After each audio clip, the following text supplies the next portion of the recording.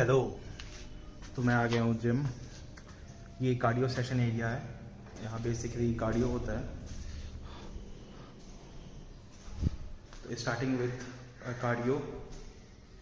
तो कार्डियो करूँगा क्योंकि स्ट्रेंथ ट्रेनिंग तो स्टार्टिंग में नहीं करूँगा। Maybe I start from Monday. ये मशीन्स हैं। I will start with the cycling and maybe then later on I will move to this treadmill. चलो शुरू करते हैं। फिर शुरू करूँगा मैं साइकिलिंग। टोटल कैलोरीज बर्न 56 और एक समोसे में अभी मैं देख रहा था 250 से 300 कैलोरीज होते हैं। मतलब एक समोसे खाना 300 कैलोरीज आके एक्चुअली बर्न करना तब समझ में आता है कितना मुश्किल है।